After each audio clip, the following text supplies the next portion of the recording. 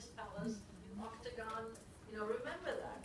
It's very odd because he doesn't need, you don't need these columns inside the arches. The arch is built well, you don't need columns. So when you see this, the duplication of the structural effort, this is Palatine Church in Arrrt, because it makes no sense. They just didn't understand it very well.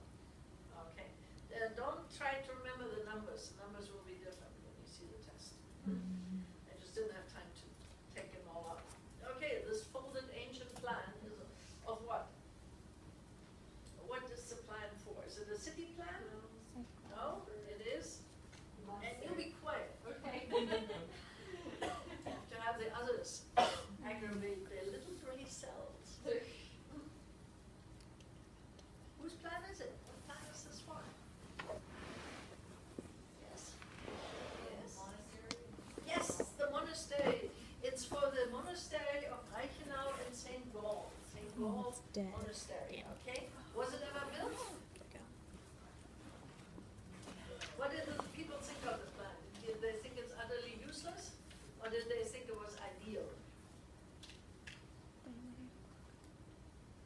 They thought it was ideal, okay, but it was never fully executed, in its totality the way it is there. But it was thought, if you really could, if you had all the money, then that would be the ideal monastery, okay? So it's never built, but it's an ideal plan for the monastery at St. Gall. Okay, which church is this? Yes, now comes remembering of churches. I know this is difficult, and you probably didn't follow my advice and make yourself little drawings. Helpful hint, this is the one that has those famous bronze doors.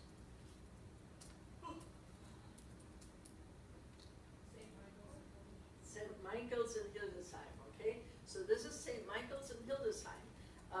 Make yourself some memento, You don't have to, it's all in the book. It's all in the book. If you take your study sheet and go through the book, flip, flip, flip, it names everything you need to remember. If you do nothing else, memorize the captions. There'll be more questions, but, you'll get at least to see it, all the captions. Okay, St. Michael's in Hildesheim. How do you recognize it? It's the only one where the entrance is visible on the side, and it's a Romanesque church, of course, you need to know that as well, but it has 3 Gothic windows. That's how you recognize St. Michael's, okay? It's also on a little hill, but it might be photographed so you don't notice that. It has 2 central square towers with a square roof over the crossing, and it has 4 bell towers, 4 little round bell towers, as if it were a mosque. That is. Okay, so St. Michael's in Hildesheim. All right, question here might be who designed, for whom was, or who commissioned or designed these doors? St. Bernward, okay, and what are they made out of? Lead? Bronze. Iron? Bronze, okay? Bronze doors, each cast in one piece. And what are the stories that are being depicted? Old Testament, New Testament? Genesis. Arthurian legends? Old. Huh? Both old and new, excellent. Both old and new. On one side Old Testament, on the other side New Testament, and it was a theological comparison between the two. Okay, so they had great significance for each other. So, what is this? Is this Trajan's column? No, of course not. It is whose column? Again, same author, same commissioning patron as the door. Bernward. So Saint Bernward, right? It's a column. And what tales are being told on Life the of back here? Christ. The life of Christ. Stories and deeds of Christ. So life of Christ. Okay. All right. What have we here? What Jesus? What is it? Obviously a cross, but it was made for. It has a name. Coptic.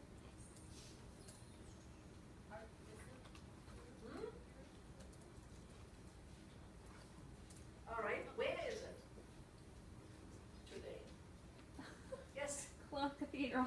in Cologne Yeah. Cathedral. You get wise looking at the book. That's good.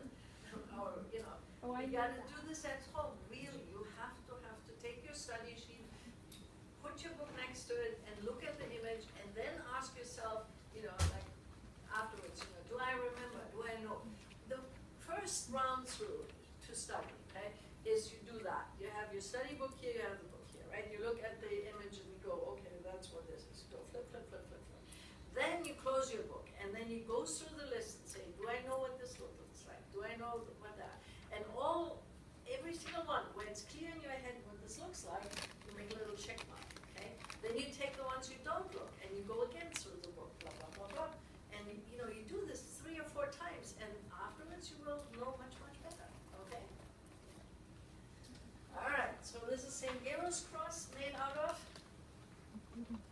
Painted wood. Wood, so it's painted wood, okay? Pure wood, no bronze, Gabriel's cross in Cologne Cathedral. What have we here?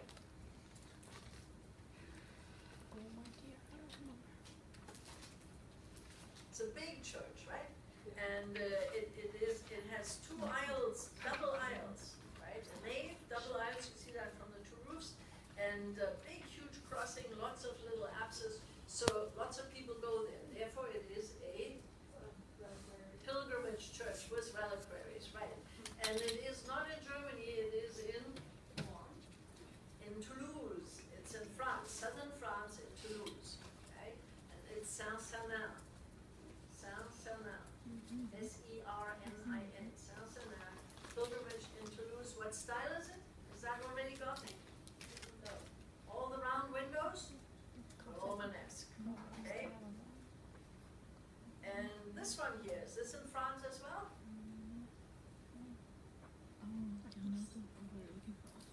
I showed you the outside of it. Your book only shows the inside, so in the final you only see the inside. I only go by the book. You know, what you have in your book, that's what's going to be on the final. So what church is this? I give you a little hint. It still has, the pronounced round arches, but already has a bit of groin roofing in here. But this is one where you see still frescoes. They are restored frescoes, but they are like the old ones were on the space in between the clear story and the side aisles, okay? It's Speyer Cathedral, S-P-E-Y-E-R, Speyer Cathedral in Germany, and that's the only one where you see in the Romanesque still the frescoes, of the ones I'm showing you. Of course, lots more. But when you see the fresco with these pronounced arches here, a very narrow central aisle, that's Speyer Cathedral, right? All right, so here we have one with a forecourt. It's one of the few that still has a forecourt, right? What church is that? Do I assume from your silence that you know nothing? That's the one in Milan. That's the one, yeah, in Montefiore. Saint Ambrogio. Saint Ambrogio in Milan. Still Romanesque, these really sober outsides, with no embellishments, red brick walls, ceilings. Okay, so Saint Ambrogio. That's the only one with the forecourt still intact, so that's pretty outstanding and singular. So this one here was a very pointed 2 spires, same height, everything's equal left and right, but also a very sober exterior with brick.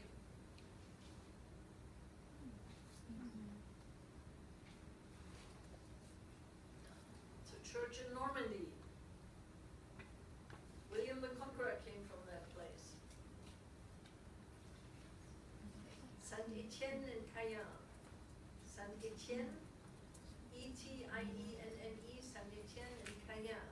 C-A-E-N, in Cayenne in Normandy. Okay, Romanesque church. Lots of it will simply mean identification. Okay, somebody gave a lovely presentation on this church. It is not in Normandy anymore, but it follows William the Conqueror to England, so it's in England. What's it called? And this is the only one where you can see in these massive round piers here a different design on each column, alternating with the compound piers. It's the only one that has that, and that's how you recognize that church. Durham Cathedral. Durham Cathedral. D-U-R-H-A-M. Durham Cathedral in England. A transitional church. Most of it is Romanesque, but it has groin walls on it, pronounced. But they don't pull it up, so it's not really compound. So Durham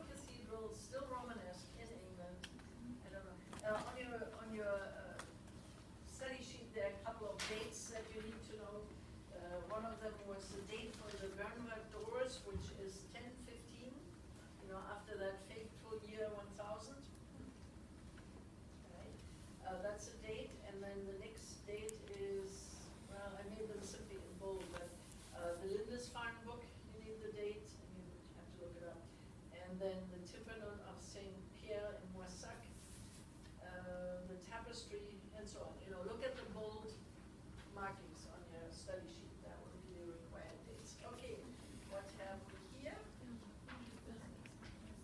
Pisa, okay, that is the Campo Santo, the Holy Field in Pisa. Pisa. And it is, what style? Yeah, there's a temptation to say it's Gothic, but the basic architecture is still Romanesque. The applied decoration is Gothic, you know, this little work here. But the whole structure, everything is Romanesque. So, you know, when the question says the basic structure, then the answer is Romanesque. If the question would say the applied decoration is, then the answer would be Gothic, okay? There's a difference, okay? So this is Pisa, Baptistry, main church in Beltava. Okay. And this one, where is this and what is it? It's in Italy.